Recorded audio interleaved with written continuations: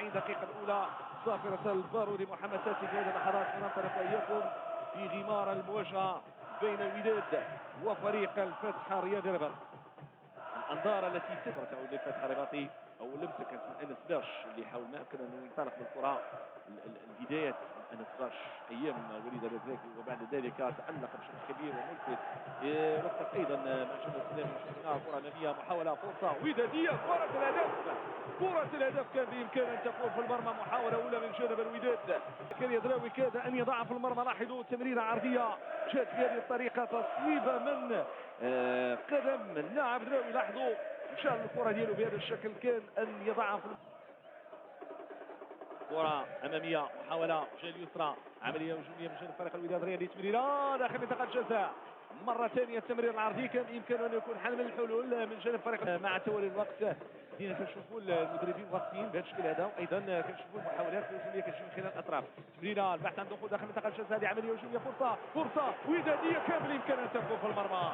كان بالامكان ان تكون في المرمى. يحيى عطيه الله الانطلاقه ديالو الوقت اللي طلب الكره يحيى عطيه الله كان وقت مثالي. لاحظوا طلب الكره كان مساحه فارغه ما كانش سلول انطلق بالكره ديالو حاول ما امكن انه يبحث على رفع الكره مباشره في المرمى.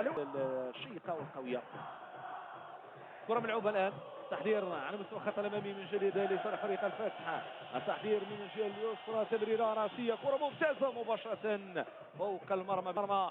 بامكاني ان اقوم بمحاولات سانحه للتهديف على مستوى الخط الامامي وذاك ما كان من خلال تمريره عرضيه جيده لعبت من جيمس بشكل جيد وتم التعامل معه بشكل جيد. الخط الخلفي للملعب واحده من المحاولات التي تاتي بهذه الطريقه وبهذه الشاكله ونشاهد هنا التعامل مع هذه الكره مباشره الى خارج الخزل بهذا الشكل. هجمه مرتده مضاده من جانب فريق الفتح الرياضي الرباطي بامكانيه الاستثمار من انس باش تصويبه كره ممتازه جول. لا لقطه اعتبار انه تعامل مع الكره. شاهدوا تعامل مع الكره في اللحظه الاخيره كان بامكانه ان يضع في شباك المنادات ثم بعد ذلك اللمسه تذهب بالمحاذاه من القائم الايمن للحارس يوسف. رجع الفتح الرباطي. فتح الرباطي اعتقد انه من خلال المترابطه الصغيره والهجمات المرتده بامكانه يخلق الفريق. كون عند ايوب نداح يحاول يوصل كره تمريره جانبيه فرصه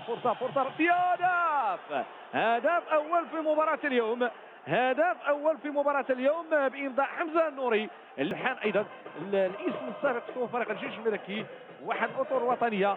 شوفوا هنا الكره اللي جات بهذا الشكل هذه تمريره جانبيه عرضيه اساسيه تستغل بشكل ممتاز من جانب اللاعب حمزه النوري الذي وقع اول اهداف فريق الفتح الرباطي هذا الموسم بالنسبه لفريق الفتح. لاحظوا الطريقه تمريره جانبيه عرضيه ايضا ما نساوش الانطلاقه اللي كانت ديال انس باش اللي هو الاخر خذا تموضع مناسب وبالتالي حمزه النوري تكلف بالكره الماضيه وضع الكره في المرمى. اول اهداف فريق الفتح الرباطي يحاول يراوغ بهدوء كيحافظ على الكره ديالو كيختار تمريره ممتازه داخل منطقه الجزاء. كان بالامكان انها تكون مباراة جيدة اللي جاء من جانب يحيى جبران. شوفوا هنا تمريره شوفوا هنا اختراق داخل منطقه الجزاء تغطيه دفاعيه. انتهى الوقت الذي اضافه الحكم كوقت بدل ضائع. تنفذ هذه الكره داخل منطقه الجزاء البحث عن تصويبه الى خارج رقعه الميدان من ايوب نداح اللي كان يبحث لاستثماره ولكن الى خارج الخط الخلفي للملعب. هكذا يعلن الحكم البارودي محمد على نهايه تفاصيل الجوله الاولى من مباراه اليوم. 1-0 يتقدم من خلال فريق الفتح الرياضي الرباطي على حساب فريق الوداد الرياضي بهدف اللي جاء من خلال الحضور. إذا تعطى في هذه اللحظات انطلاقة الجولة الثانية الشوط الثاني من مباراة الوداد الرياضي وفريق الفتح الرياضي الرباطي. كرة ملعوبة الآن على مستوى الخط الأمامي.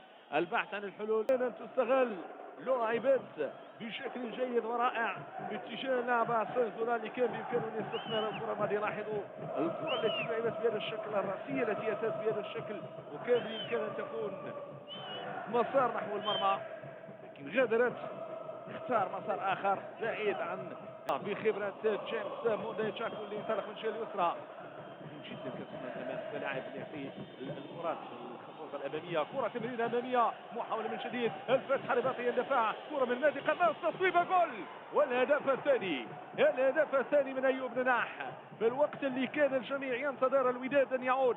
فتح يتقدم خارج قواعده.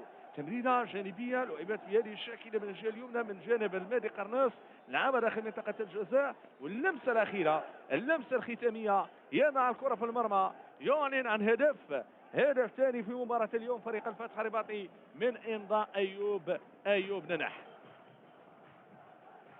فرحه مستحقه. نشوف جمال سلام هدفين مقابل لا شيء. كرة تنفذ داخل منطقة الجزاء تحت الرأسية، ولكن هنالك ضربة مقاس سوائية، ضربة مقاس سوائية من جانب اللاعب أيوب العملود مباشرة إلى خارج رقعة الميدان. كان البحث عن الكرة الثانية لإتمام العملية الهجومية. كرة ودادية، محاولة هجومية، فرصة اختراق دخول داخل منطقة الجزاء، تصويبة رائعة، تصويبة رائعة، ولكن وجدت حارس متميز وقف صد لهذه الكرة لحمد الهودي. كرة ملعوبة داخل منطقة الجزاء مرة أخرى، تغطية، كرة ودادية، تصويبة، ولكن مباشرة إلى الزاوية، زاوية الوداد. كانت له بصمة خاصة من جانب فريق الوداد الرياضي، الأسماء التي غادرت ترتيبة فريق الوداد. كرة أمامية، محاولة، تصدي ممتاز من جانب الحارس. تنفذ تمريرة داخل منطقة الجزاء، ومباشرة صوب الحارس.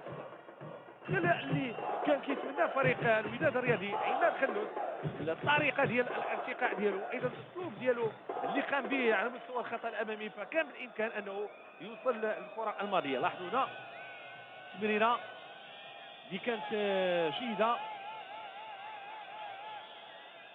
محاولة من جديد من جانب فريق الوداد الرياضي، تمريرة داخل منطقة الجزاء، فرصة إمكانية ديال الاستثمار، كترجع مرة أخرى لعناصر فريق الوداد. حمد الهوني اللاعب الليبي، رجع الكرة مرة أخرى، تمريرة داخل منطقة الجزاء لفرصة رأسية، هدف لصالح فريق الوداد من توقيع اللاعب أيوب.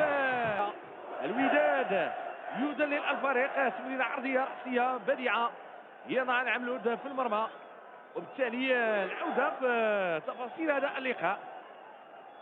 لاحظوا الطريقة اللي جات من خلالها تمريرة عرضية جانبية، وأول أهداف فريق الوداد الرياضي هذا الموسم. فريق الوداد الرياضي سجل هدف التعادل، والآن ماذا هناك إظهار على أنه كان هناك تسلل. إذا هذا هو القرار اللي جاء من جانب حكم المواجهة، يقول على أنه كان هنالك تسلل، وبالتالي غادي يرجعوا لجوج ديال الاهداف مقابل. سيف ديبورا غادر، دخل مكانه عماد خنوس. محمد النجم كان غادر ودخل مكانه منتصر الحتيمي. وفي هذه اللحظات مشاهدينا الكرام يعلن حكم المواجهه محمد بارودي على نهايه تفاصيل هذا اللقاء بانتصار فريق الفتح الرياضي الرباطي على